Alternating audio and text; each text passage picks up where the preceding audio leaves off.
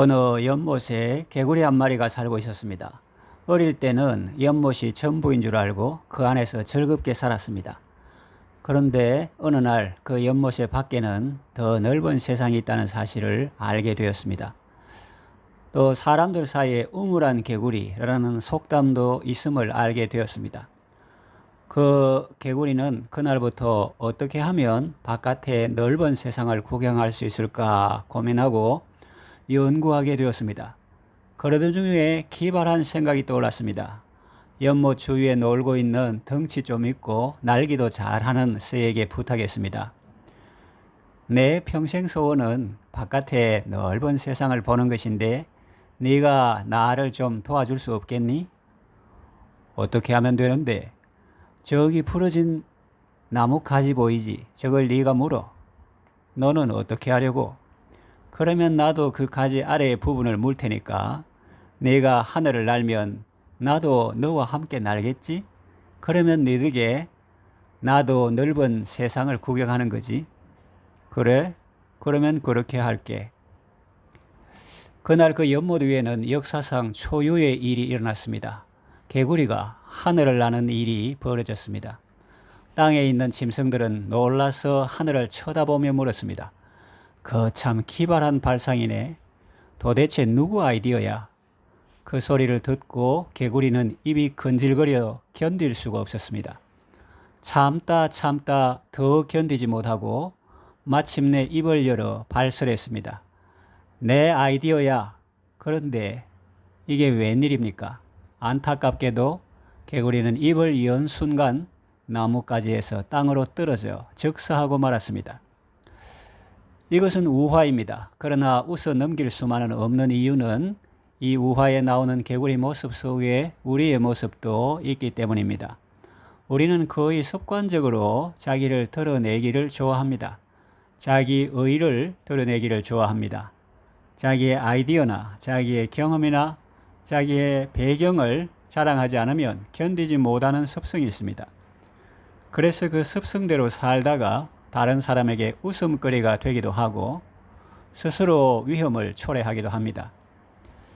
그렇다고 반대로 자기를 너무 부정적으로 생각하는 것도 좋아 보이지는 않습니다. 부정적인 자아상을 가진 사람은 부정적인 삶을 살게 됩니다. 그래서 요즘에는 자기를 칭찬하라, 수고한 당신을 아무도 칭찬해주지 않을 때 다른 사람의 칭찬만 기다리지 말고 너 자신을 스스로 칭찬하고 너를 격려하고 너를 대접하라. 맛있는 것 사 먹으면서 기분을 전환하라 라는 말도 아주 설득력 있게 들립니다. 그렇다면 자기를 자랑하는 것과 긍정적인 자아상을 갖는 것을 구분하는 선은 어디일까요? 오늘 말씀은 그런 것에 대한 통찰력을 우리에게 줍니다. 예수님이 자기를 부인하라고 말씀하실 때 그 자기는 긍정적인 모습을 언급하신 것은 아닐 것입니다. 다시 말하면 거듭난 자아, 예수님 안에 새롭게 된 자아를 의미하는 것은 아닐 것입니다. 옛사람 자아를 의미할 것입니다. 그렇다면 예수님의 이 말씀은 우리를 손해보게 하시는 말씀이 아니라 우리에게 유익을 주시는 말씀임이 분명합니다. 은혜를 주시고 또 복을 주시는 말씀입니다. 학교에 다니는 학생에게는 학년이 있습니다. 과정이 있습니다. 초등학생에게 고등학생 문제를 풀라고 할 수는 없죠. 신앙생활에도 단계가 있습니다. 예수님께서 들려주시는 말씀도 신앙의 정도에 따라 차이가 있습니다.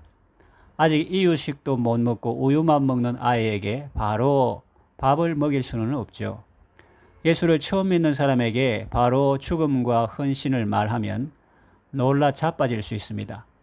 그들에게는 오로지 사랑이 필요하고 위로가 필요하고 용납과 기다림이 필요할 것입니다. 그런데 말입니다. 달이 지나고 해가 지나도 계속 그대로라면 문제가 있습니다. 예를 들어 고등학교 3학년이 되었는데도 밥을 먹지 못하고 계속 우유만 먹는다면 문제가 심각합니다. 우리의 신앙 인격은 자라야 합니다. 세월이 지나도 계속 제자리에 머물고 있다면 정상이 아니고 어디엔가 병든 것입니다. 생명은 자라야 하고 장성한 사람은 부드러운 우유 대신에 단단한 밥도 먹을 수 있어야 합니다. 본문은 예수님께서 제자들에게 자신의 죽음과 부활에 대해서 처음으로 말씀하시는 내용입니다. 그 전에는 그런 말씀을 하지 않으셨다는 뜻입니다. 그러면 왜 이제야 그 말씀을 하시는가? 제자들의 믿음이 자랐기 때문입니다. 본문 앞에 그 내용이 나옵니다. 그것은 베드로가 예수님을 그리스도라고 고백하는 내용입니다.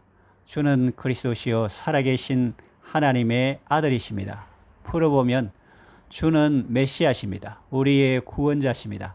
참 제사장이요 참 선지자시며 우리의 진정한 왕이십니다. 그리고 하나님이십니다. 그런 뜻입니다. 예수님은 베드로의 신앙 고백을 들으시고 그에게 네가 복이 있다고 말씀하시고 내가 이 반석 위에 내 교회를 세우겠다고 말씀하셨습니다. 예수님을 그리스도로 고백하는 그 올바른 신앙 고백 위에 예수님께서 당신의 교회를 세우겠다는 말씀입니다. 이처럼 제자들의 신앙 고백이 바로 되었을 때 예수님은 더 높은 단계의 진리를 그들에게 선포하셨습니다. 그들이 부드러운 우유를 먹는 단계를 지나 이제는 단단한 밥을 먹을 수 있는 단계가 되었기 때문입니다.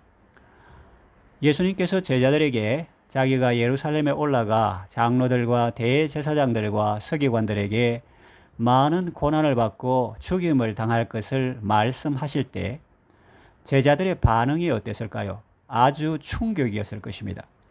도무지 이해하지 못하겠다는 표정을 지었겠죠. 우리 선생님이 이번에 예루살렘에 올라가면 환영받고 정권 잡고 그 덕에 우리도 한 자리 차지할 것이다. 그렇게 생각했는데 자기들의 예상과는 너무나 다른 말씀을 하셨기 때문입니다. 그때 예수님은 자기를 따르는 사람은 어떠해야 하는지 제자들에게 말씀했습니다. 이것이 바로 그 유명한 예수님 제자의 조건이죠. 이제 그것에 대해서 좀 더 자세히 살펴보려고 합니다. 예수님께서 제자의 조건을 말씀하실 때 그 첫 번째로 나오는 것이 바로 자기 부인입니다. 누구든지 예수님을 따르려는 사람에게 첫 번째로 요구되는 조건은 바로 자기를 부인하는 것입니다. 이 말씀은 자기를 무시하라는 의미가 아닙니다. 또 자기를 무조건 부정하라는 의미도 아닙니다. 그렇다면 여기서 자기를 부인한다는 것은 어떤 의미일까요? 이해하기 쉽게 풀어서 말씀드리겠습니다. 첫째로 움켜쥐었던 손을 펴는 것입니다. 자기를 부인하라는 말은 가스라이팅, 심리 지배처럼 들릴 수 있습니다. 그러나 주님의 말씀은 우리에게 바보가 되라는 의미는 아닙니다. 비록 작은 부분만 보고 짧게 보면 그렇게 보일 수는 있겠습니다. 그러나 전체 그림을 보면 그렇지 않다는 말입니다. 엄마를 따라 마트에 온 아이가 손에 사탕을 쥐고 있습니다. 엄마는 장을 다 보고 이제 계산대에 왔습니다. 점원이 계산하기 위해서 아이가 손에 쥐고 있는 사탕도 내려놓으라고 합니다. 그런데 아이는 움켜쥔 손을 펴지 않습니다. 엄마가 설득합니다. 그것을 내려놓아야 계산이 되고 그래야 우리 것이 되고 그래야 내가 네게 다시 줄 수 있다. 아이는 엄마 말을 듣고 움켜쥐었던 손을 펴니다. 빈손이 되었습니다.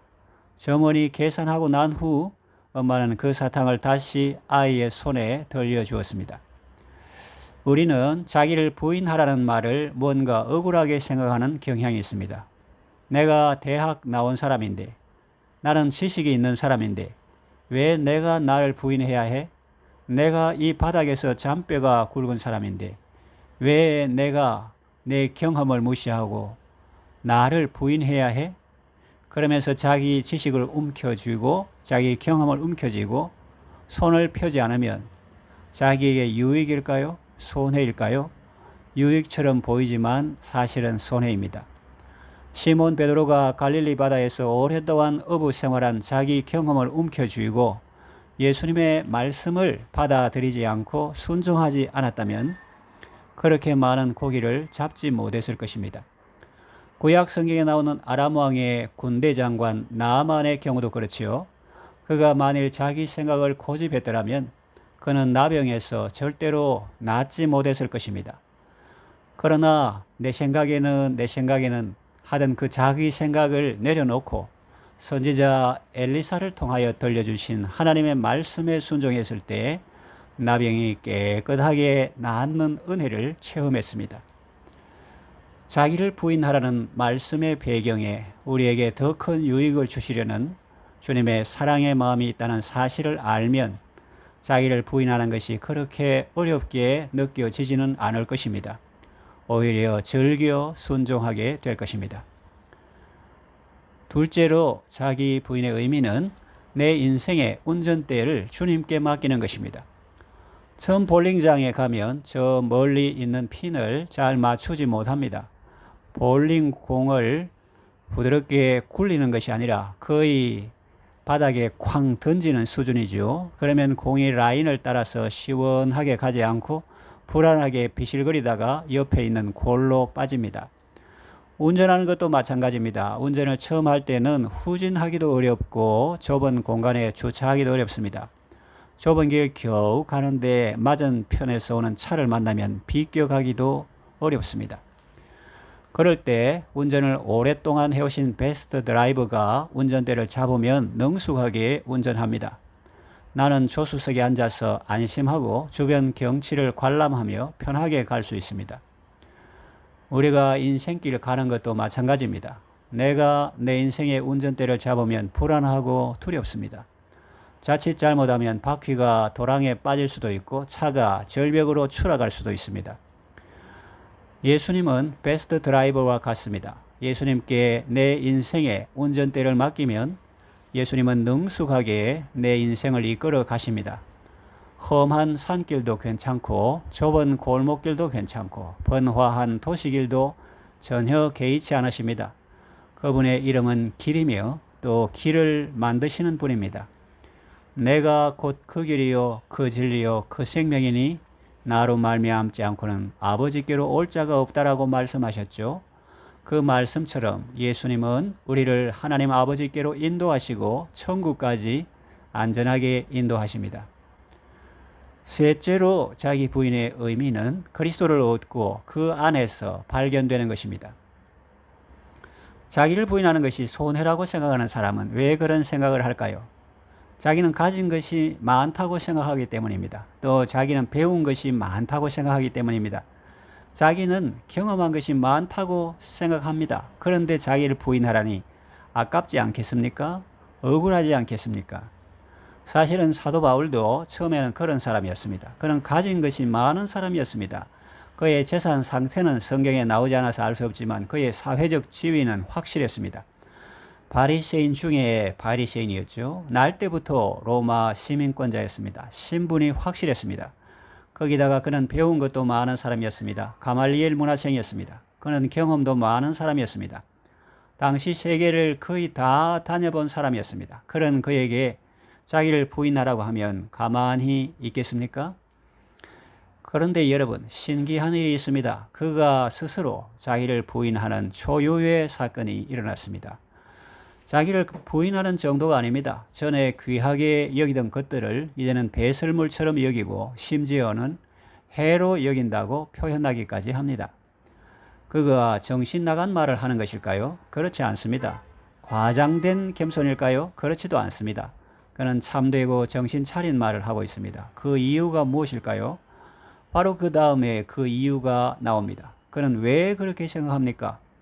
이는 내 주 그리스도 예수를 아는 지식이 가장 고상함을 인함이라. 그렇습니다. 핵심을 이겁니다. 내 주 그리스도 예수에 비하면 그런 것들은 아무것도 아니다. 그런 것들 때문에 그리스도를 얻지 못하면 그보다 어리석은 일은 없다. 그런 걸 움켜잡느라고 그리스도를 얻는 기회를 잃어버린다면 그보다 더 어리석은 일은 없다. 나의 알량한 지식 때문에 그리스도를 부인하고 나의 얼마 안 되는 재산 때문에 만물의 주인이신 그리스도를 외면하고 나의 얄팍한 경험 때문에 쓰라린 고통을 다 체험하신 예수님을 무시한다면 그보다 더 바보 같은 짓은 없다라는 말입니다. 그런 것들 때문에 예수님을 만나지 못하고 그런 것들이 내가 예수님을 만나는데 방해가 되었다면 그것이야말로 나에게 해가 되는 것이 아니고 무엇이냐라는 것입니다. 이렇게 보면 사도 바울의 표현은 결코 과장된 것이 아니고 진심이 담긴 말임을 알 수 있습니다. 여기서 제가 말씀드리는 것은 자기 부인은 곧 보배로우신 그리스도를 얻고 그 안에서 발견되는 소중한 선택이라는 것입니다. 마치 어떤 소작농이 산골짜기에 있는 밭을 갈다가 우연히 땅속에서 보화를 발견하고 자기 소유를 다 팔아서 그 밭을 사는 것과 같습니다. 사정을 모르는 사람은 당연히 그를 바보라고 하겠죠. 자기 소유를 다 파는 것은 자기를 부인하는 것과 같은 의미겠죠. 자기 소유를 그렇게 급하게 헐값에 팔고 집도 급급매해서 산골짜기에 있는 밭을 사다니 과연 제정신인가 그랬겠죠. 그러나 그는 지혜로운 선택을 한 것입니다. 세월이 지나면 마을 사람들은 알게 될 것입니다. 그가 얼마나 지혜로운 사람이었는지를 말입니다. 오늘날도 그렇지 않습니까? 세상은 그리스도인을 이해하지 못합니다. 바보 같은 사람, 어리석은 사람이라고 놀립니다. 그 좋은 신학학교 나와서 왜 신학교 가느냐? 성 프란시스를 비웃던 사람은 오늘도 있습니다. 그 많은 재산을 포기하고 그렇게 열악한 환경에서 가난한 사람들과 함께 사느냐고. 또 목회를 해도 도시의 번듯한 교회에서 목회하지 않고 시골 농어촌, 산간 벽지, 섬에서 목회하느냐고. 그것도 모자라 해외 선교사로 나가느냐고. 그러면 그들은 짐 엘리언트 선교사처럼 이렇게 말할 것입니다. 영원한 것을 위하여 결코 영원하지 않을 것들을 포기하는 것은 절대로 어리석은 일이 아니다. 절대로 낭비가 아니다. 나중에 주님 앞에 설 때 우리는 알게 될 것입니다. 그들이야말로 가장 지혜로운 선택을 했다는 사실을 말입니다. 제 말에 오해가 없기를 바랍니다. 오지에서 목회하거나 해외에서 선교하는 분만 훌륭하고 도시에서 목회하는 분은 안 훌륭하다거나 덜 훌륭하다는 의미가 아닙니다. 어디에서 무엇을 하든지 가장 고상한 것을 택하고 최상의 선택을 하는 것이 지혜로운 선택이라는 의미로 말하는 것입니다. 이제 말씀을 정리하며 맺으려고 합니다. 멀쩡한 사람이 자기를 부인하는 것은 어려울 것입니다. 가진 것이 많거나 배운 것이 많거나 경험이 많은 사람은 더더욱 그럴 것입니다. 그런데 어쩌죠? 그것이 예수님의 제자 되는 조건에서 첫 번째로 요구되는 것입니다. 자기 힘으로 신앙생활 하려고 하면 절망적입니다. 내가 신앙생활 하려고 하면 쉽게 지치고 힘듭니다. 그러나 내 안에 그리스도께서 사시고 그리스도께서 함께 하시면 신앙생활이 즐겁습니다. 왜냐하면 예수님이 은혜를 주시기 때문입니다. 또 예수님이 지혜를 주시기 때문입니다. 너를 부인하라는 말은 너를 부정하거나 너를 포기하라는 의미가 아니라 내 안에서 참된 너를 찾으라는 의미다. 네가 원하는 인생 가다가 막히고 절망하지 말고 내가 인도하는 하나님께서 너를 위해 예비해 두신 아름답고 복된 인생길을 나와 함께 가자. 그런 의미인 것을 일깨워 주십니다. 세상 사람의 안목에서 보면 예수님 제자의 길이 고통스럽게 보이고 안쓰럽게 느껴질 수 있습니다. 몰라서 그러겠죠. 모든 것을 아시는 예수님께서 우리에게 실상을 알려주십니다. 말씀을 통해서 우리에게 비전을 보여주십니다. 그 비전은 예를 들면 이런 것입니다. 마태복음 19장 27절에서 29절 이에 베드로가 대답하여 이르되 보소서 우리가 모든 것을 버리고 주를 따라 사온데 그런즉 우리가 무엇을 얻으리이까?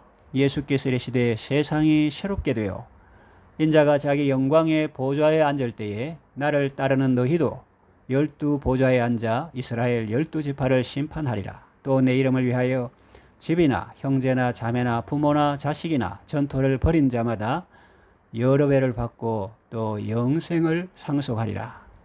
로마서 8장 18절 생각하건대 현재의 고난은 장차 우리에게 나타날 영광과 비교할 수 없도다. 다니엘서 12장 3절 지혜 있는 자는 궁창의 빛과 같이 빛날 것이요 많은 사람을 옳은 대로 돌아오게 한 자는 별과 같이 영원토록 빛나리라.